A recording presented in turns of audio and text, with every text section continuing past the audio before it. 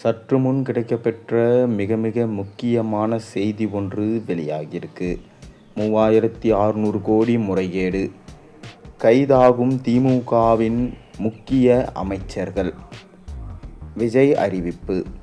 தமிழக அரசியலில் தற்போது மிகப்பெரிய விவாதமாக மாறியிருப்பது டாஸ்மார்க் நிர்வாகத்தில் நடைபெற்றதா சொல்லப்படும் முறைகேடுகள் தான். குறிப்பாக முந்தைய திமுக ஆட்சி காலத்தில் டாஸ்மார்க் வருவாயை மையமாக வச்சு மிக பெரும் அளவில் பண பரிவர்த்தனைகள் நடைபெற்றதா வெளியாகும் தகவல்கள் அரசியல் வட்டாரத்தை அதிர வச்சிருக்கு. மாதந்தோறும் 100 கோடி ரூபாய்க்கும் அதிகமான தொகை அதிகாரப்பூர்வமாக கணக்குகளுக்கு வெளியே வசூலிக்கப்பட்டதா வெளியாகியிருக்க தகவல்கள் பெரும் பரபரப்பை ஏற்படுத்தியிருக்கு. இப்படி திமுக ஆட்சியில் 5 ஆண்டுகள் தொடர்ந்து இந்த நடைமுறை இருந்திருந்தால் அரசுக்கு ஏற்பட்டுக்குரிய வருவாய் இழப்பு ஆயிரக்கணக்கான கோடி ரூபாயை தாண்டும் என்ற கணக்குகளும் தற்போது பேசப்பட்டு வருது. அதாவது கடந்த ஆட்சி காலத்தில் மாதந்தோறும் கட்சி நிதி என்ற பெயரில் 100 கோடிக்கும் அதிகமான தொகை சட்டவிரோதமாக வசூலிக்கப்பட்டதா எழுந்திருக்க குற்றச்சாட்டு காரணமாக ஒவ்வொரு மாதமும் சுமார் 102 கோடி அளவுக்கு அதிகாரப்பூர்வமற்ற பணப்பரிமாற்றங்கள் நடைபெற்றதாகவும், இதனால் கடந்த 5 ஆண்டுகளில் இதன் மூலம் அரசுக்கு ஏற்பட்டப்பட்டிருக்கிற இழப்பு 3600 கோடியை எட்டியிருக்கலாம் என சொல்லப்படுது. இதையடுத்து முதல்வர் விஜய் தலைமையிலான அரசு டாஸ்மார்க் நிர்வாகத்தை முழுமையாக சீரமைக்கும் பணியில் இறங்கியிருக்காங்க. இனி டாஸ்மார்க் மூலம் கிடைக்கும் ஒவ்வொரு ரூபாய் வருவாயும் நேரடியாக அரசின் கருவூலத்திற்கே செல்ல வேண்டும் என்ற அடிப்படையில் பல்வேறு நடவடிக்கைகள் தொடங்கப்பட்டிருக்கு. டாஸ்மார்க் அமைப்பில் ஒரு மதுபான பாட்டில் கொள்முதல் செய்யப்படும் தருணத்திலிருந்து அது விற்பனை செய்யப்பட்டு பணம் வசூலிக்கப்படும் வரையிலான அனைத்து நிலைவுகளும் ஆய்வுக்கு உட்படுத்தப்பட்டிருக்கு. கொள்முதல் நடைமுறை, கிடங்கு நிர்வாகம், சரக்கு போக்குவரத்து, சில்லறை விற்பனை, பண வசூல் முறை, காலி பாட்டில்கள் திரும்ப பெறப்படும் நடைமுறை என ஒவ்வொரு கட்டத்திலும் கண்காணிப்பு தீவிரப்படுத்தப்பட்டிருக்கு. தமிழ்நாடு முழுவதும் செயல்பட்டு வரும் ஆயிரக்கணக்கான டாஸ்மார்க் கடைகளின் செயல்பாடுகளும் தற்போது விரிவாக ஆய்வு செய்யப்பட்டு வருது. பல ஆண்டுகளாக அமைப்பிற்குள் வேரூன்றி இருப்பதாக கூறப்படும் அதிகாரப்பூர்வமற்ற வசூல் நடைமுறைகளை முற்றிலுமாக அகற்றும் பணியில் அதிகாரிகள் ஈடுபட்டிருக்காங்க. இதுவரை வழக்கமாக இருந்து வந்த பல நடைமுறைகள் மாற்றப்பட்டிருக்கு.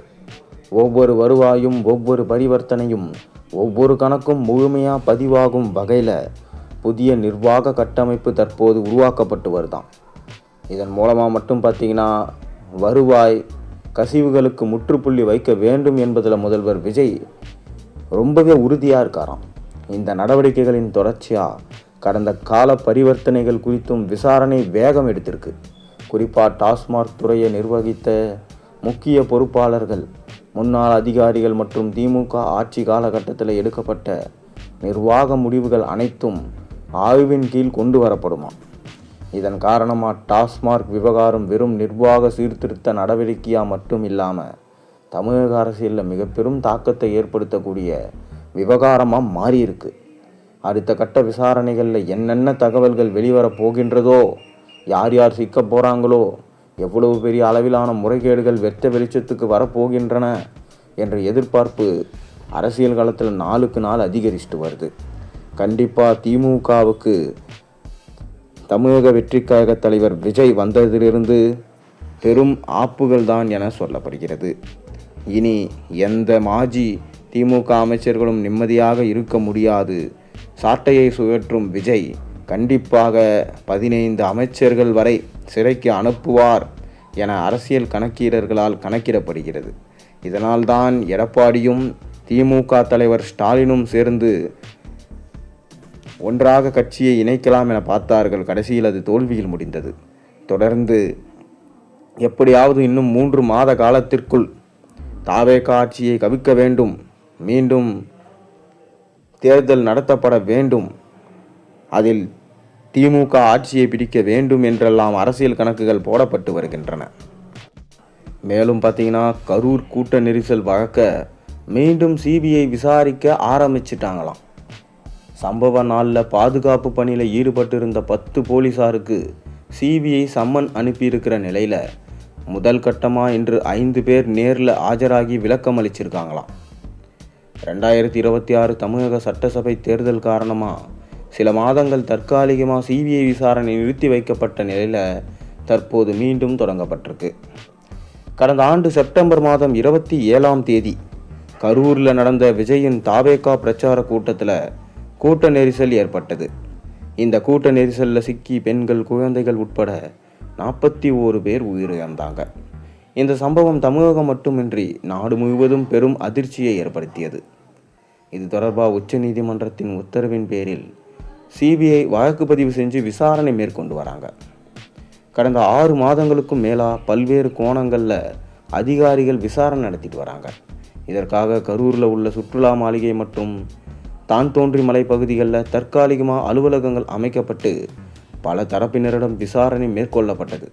விபத்து நடைபெற்ற வேலுச்சாமிபுரம் பகுதியை சேர்ந்த பொதுமக்கள், உயிரிழந்தவர்களின் குடும்பத்தினர், மீட்பு பணியில் ஈடுபட்ட தனியார் ஆம்புலன்ஸ் ஓட்டுநர்கள், உடற்கூறு பரிசோதனை செய்த மருத்துவர்கள் உள்ளிட்டோரிடம் சிபிஐ விளக்கம் கேட்டிருக்காங்களாம்.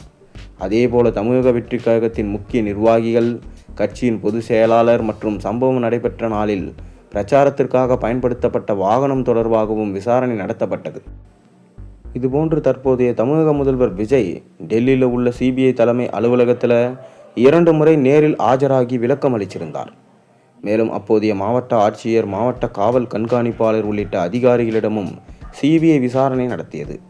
இதற்கிடையில் தான் தமிழக சட்டமன்ற தேர்தல் அறிவிக்கப்பட்டதை தொடர்ந்து தேர்தல் பணிகள் தீவிரமடைஞ்சதுனால விசாரணை தற்காலிகமாக நிறுத்தி வைக்கப்பட்டது. இதனால் கடந்த சில மாதங்களாக இந்த வழக்கில் குறிப்பிடத்தகுந்த முன்னேற்றம் எதுவும் ஏற்படலை. தற்போது தேர்தல் முடிவடைந்து புதிய அரசு அமைச்சிருக்க நிலையில் விஜய் முதல்வராக பொறுப்பேற்ற பிறகு இந்த வழக்கின் விசாரணை மீண்டும் முழு வீச்சில் தொடங்கப்பட்டிருக்கு. சில மாத இடைவெளிக்கு பிறகு மீண்டும் விசாரணை தொடங்க இருக்கு.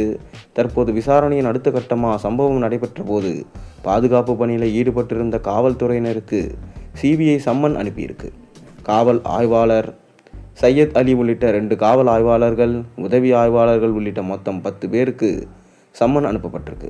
அதன் அடிப்படையில் இன்று முதல் கட்டமாக 5 போலீசார் கரூரில் செயல்பட்டு வரும் தற்காலிக சிபிஐ அலுவலகத்தில் நேரில் ஆஜராகி விளக்கம் அளிச்சிருக்காங்க. மேலும் சம்பவம் நடைபெற்ற நாளில் மேற்கொள்ளப்பட்ட பாதுகாப்பு ஏற்பாடுகள் தொடர்பான முக்கிய ஆவணங்களையும் அவர்கள் விசாரணை அதிகாரிகளிடம் ஒப்படைச்சதாக சொல்லப்படுது.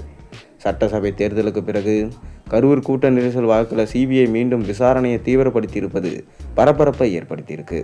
அது மட்டும் இல்லாமல், ஏன் நீங்கள் போலீஸார் பாதுகாப்பை குறைச்சிங்க? யார் சொல்லி அங்கே பாதுகாப்பை குறைச்சிங்க? செந்தில் பாலாஜி தான் இதற்கு காரணமா? இல்லை விஜய் உங்களுக்கு நெருக்கடி கொடுத்தாரா? குறுகிய இடத்துல பர்மிஷன் கொடுத்தப்ப போலீஸார் ஏன் அதை தடுக்கவில்லை? தொடர்ந்து யாராவது உங்களுக்கு ப்ரெஷர் போட்டாங்களா? இல்லை போலீஸார் அங்கிருந்து விலகும்படி சொன்னாங்களா? என்கின்ற பல்வேறு கட்ட விசாரணைகள் நடைபெற்று வருது. மேலும் இதிலிருந்து திடுக்கிடும் தகவல்கள் எப்போது வேண்டுமானாலும் வெளியேறலாம். அதை பொறுத்திருந்தான் பார்க்க வேண்டும். நீங்கள் என்ன நினைக்கிறீங்க? உங்கள் கருத்துக்களை மறக்காமல் கீழே கமெண்ட்டில் சொல்லுங்கள்.